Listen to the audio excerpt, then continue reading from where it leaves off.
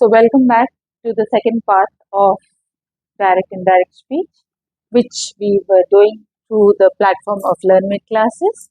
Again, as a repetition, LearnMate classes available on YouTube on my channel LearnMate at the rate 2K24. And otherwise, this is the phone numbers 77380 and 98675 So, in the first part of our lecture on direct and indirect speech, I have given you rules up till E. The first rule, we spoke about removing of the quotation marks.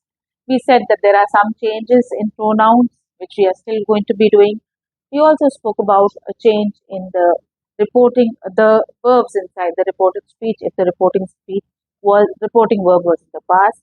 We also said that the sense does not change. So that was the first rule. Then we spoke about the second rule, where we said that if there is only said as a reporting verb, in the indirect speech it still remains said. Like if I said the teacher said you have to wear a black uniform, the teacher said that the children have to wear a black uniform. I don't say told, because who did she say to? I don't know who she spoke to, so I simply say the teacher said. But then if I say the teacher said to the children, then in my reported speech it becomes the teacher told the children. So that was my rule B.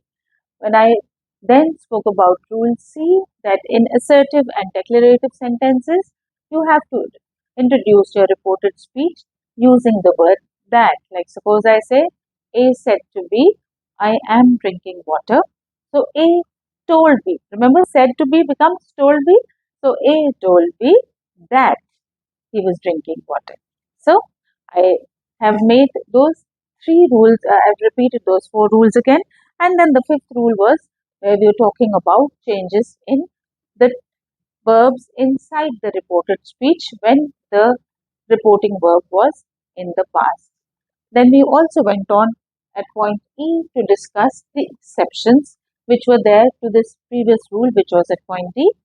And now we're going to be discussing how words which express nearness in the direct speech, they start looking as remote words or distant words when we are talking about the indirect speech. If I have to look at this particular word, I love this novel.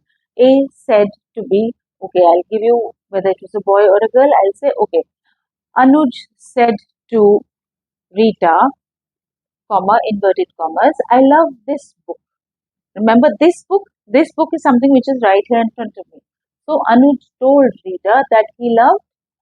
This book is no longer there when he is reporting it. It was a book which was there at that time. So Anuj told Rita that he loved that book. So this, which was indicating some kind of nearness, now starts indicating some kind of remoteness or some kind of distance. So there are a number of words which otherwise in the direct speech would be indicating some kind of nearness, but when we speak about them in the indirect speech, they start looking remote. So let's have a look at those words. The first one, as I said, this becomes that. These books on the table are mine. So he said that those books. So that becomes those. Right? This is that and these becomes those. These books which are lying here. So those books that were lying, not here, there. So here becomes there. I am going to my school now. So A told B that he was going to his school now. Is it happening now? No, it's not happening now. So it happened at an earlier time. So he was going to the school then. So now changes to then. Okay. I lived here an year ago. Last. So if I give you an example with last, I was here last Sunday. So when he is reporting that, A told B that he was there, here becomes there, last becomes the previous Sunday. So last here then becomes previous. Next, What is your next? Okay, my next period is chemistry. So A told B that I'll not say next. What will I say? The following period. So next here becomes, in fact, I'll have to write it as the following period. Next is the following, right? I simply don't write following, it becomes the following, right? Now coming to today. Okay. Today we are learning direct and indirect speech. So the teacher told the students that today, or it's happened in the past, so that day. So today becomes that day, and similarly tonight becomes, tonight is today night. So if today is that day, today night will become that night. Okay.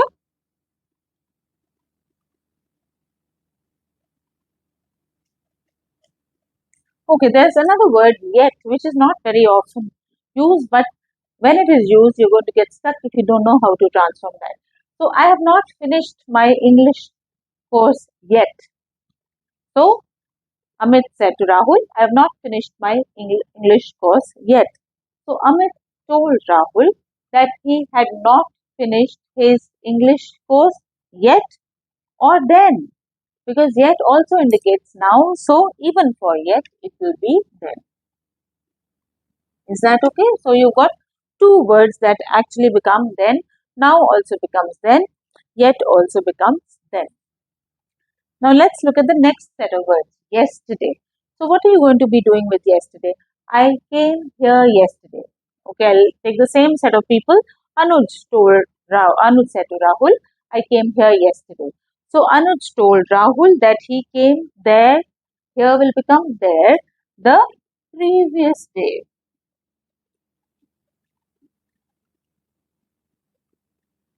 Or another way of saying it is, he came there the day before. I can also call it this. If today was that day, yesterday is going to be the day before or the previous day. So either which way you're going to be able to do that. So either I say the previous day or the day before. Is that okay? Tomorrow. I'll come and return your book tomorrow. So Amit said to Rahul, I'll come and return your book tomorrow. So Amit told Rahul that he would come and return his book the next day. So either the next day or in a similar fashion, if yesterday was the day before, tomorrow is going to be the day after.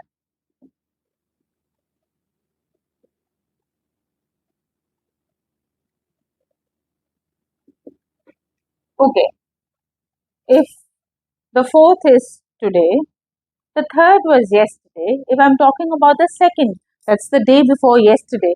How do I transform that? So that simply becomes the day before.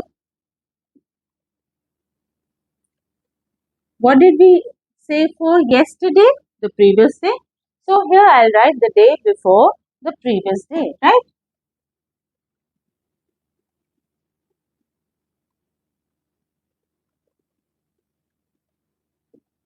Is that fine? And if I have to talk about day after tomorrow, the day after the next day.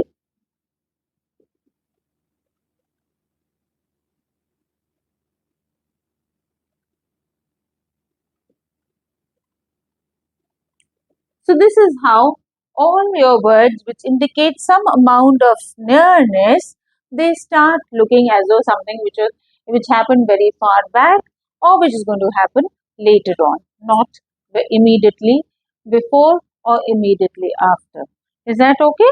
So this is your thing on how your verbs indicating nearness change into verbs indicating remoteness or distance. Now let's have a look at how pronouns change, right? So now we're going to be discussing how personal pronouns change. I hope you understand what are personal pronouns. All those pronouns which indicate a person. It could be I. In if we are talking about singular in the first person, it's I, me, mine. And otherwise, if you're talking about the second person, it becomes you, and in the third person, it becomes he, she, or it. Similarly, in the plurals, we have we, you, they, their. These are all things which indicate people and so personal pronouns. So, we're going to be looking at how personal pronouns change when we are changing from direct speech into indirect speech. So, let's take an example. Amit, who's a boy, said to Anita, who is a girl, I have your bag. So, in the indirect speech, how is it going to look like? Amit said to becomes told. Anita, remember we used to have a dad here? He had her bag. Now, from where has he come? He has come from the fact that it was Amit who was speaking about himself. So, when he's saying he's actually speaking about himself. So, it becomes he. And your bag. Whose bag? That is Anita's bag. Anita is a girl, so her bag. So, what did you notice? The personal pronoun I has come from the speaker, and the personal pronoun for your or for you has come from the person who is being spoken to. So, let's just write down a very important rule, and that is the personal pronoun I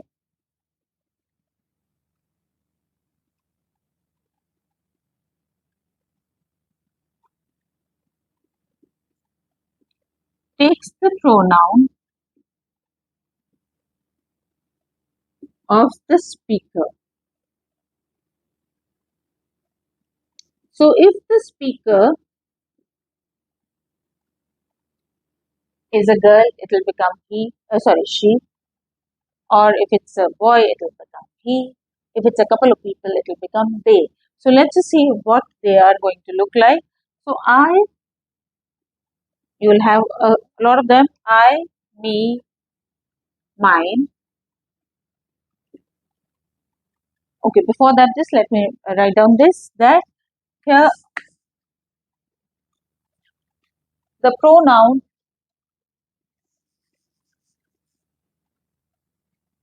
you takes the pronoun of the person being spoken to.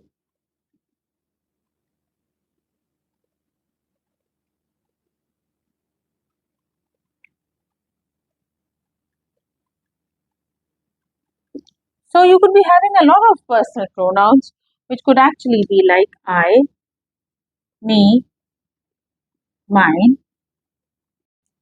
So the personal pronouns of I, me, and mine, how are they going to change? If it is a boy, I I am doing this, he is doing that. It is being done to me, it is being done to him. It is my book, it is his book. This book is mine, this book is his. So this is how, if it is a boy and it is a speaker, the pronouns will change accordingly. If it is a girl, if she is speaking about herself, I am going for a movie. So she said that she was going for a movie. It has to be returned to me, and that's a girl saying it. So it had to be returned to her. It is my book. The girl saying it, so it was her book. And that book is mine. If she's saying that book is mine, she said that that book was hers. So this is how your pronouns will change for a boy and a girl. Let's see what happens to this. Similar thing is for you. I'm talking about the pronouns which are for the person being spoken to. If it is you, like if I say I am going to be sending you this book, so it's being said to a girl, so I am going to be sending her that book. So accordingly, you just need to see whether it is it is for the speaker or it is for the person being spoken to. The I's will take on the pronoun of the speaker. The U's will take on the pronoun of the person being spoken to. If it is a group, like suppose we are talking about we, as I was giving you an example, The crew said to the captain, "We are going to go to the port." So the crew told the captain that so that we becomes they are going to the port. So if it is going to kill us, that whale is going to kill us. So the crew said that the whale was going to kill them. So accordingly, you have to see what is the pronoun which is going to be applicable. And as I was telling you, keep in mind the I's are going to be for the person who's speaking, the U's are going to be for the person to whom the particular text is being said. Now let's just take a few examples. If I let's to do a quick recap. If I say they say, they say. Now mind you, I'm saying they say. Look at my reporting verb. It is in the present. They say we love India. So it will be reported as they say that they. The we has become, as I told you, they love Pakistan. I do not say loved because my reporting verb is in the present. Let's take another example. They will say we are going to London. They will say we are going to London. What is my reporting verb? It is will say. Remember that second rule? If the reporting verb is in the future, is there going to be any change in the verbs, in the tense of the verbs inside? No. So, how will it change? If I my sentence, I'll repeat it again. They will say we are going to London. They will say that they are going to London. I do not change that are into verb because we are still using the future reporting verb. Okay. He said man is mortal. Now, if I say he said man is mortal, what is man is mortal? Man is mortal is a universal truth. So, do I change universal truths even if my reporting verb in this case is said, which is in the past, but I am reporting a universal truth. So, he said that man is mortal. Remember, I need to introduce my reported speech with a that. Okay. Now, let's talk about the next one. They said to him, "We are sorry for coming late today." They said to him, "We are sorry for coming late today." They said to him, said to becomes told. Say that they told him that. Who's we in that case? It was those couple of people. So we becomes they. They told him that they were sorry for coming late today. Remember, indicating nearness becomes indicating a distance. Today becomes that day. So they told him that they were sorry for coming late that day. Okay. One last one before we leave. The teacher said to Rafiq, "I am annoyed with you today." The teacher said to Rafiq that I am annoyed with you. The teacher said to Rafiq, comma, inverted commas open, I am annoyed with you today. So the teacher said to Rafiq will become the teacher told Rafiq. That, I introduced it with that. Now, I need to know what was the gender of the teacher. So let's assume the teacher was a female teacher. So the teacher told Rafiq that she was annoyed with him. Today becomes that day. So this is how we need to keep the different rules in mind before transforming sentences from direct speech into indirect speech.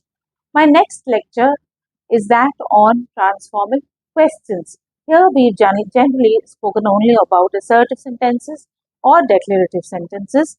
My next lecture is going to be transforming direct questions into indirect questions. Is that okay? So you can get back to me on my numbers as I keep telling you. My numbers at LearnMate classes. I hold online classes as well as offline classes. I run a YouTube channel and I'm also available on Instagram by the same name, by LearnMate classes. LearnMate2K24 is my YouTube handle. And otherwise, you can get in touch with me on the numbers on the board. 77380 21600 is one number, and the other one 9867550621. Thank you. Have a nice day and stay in touch.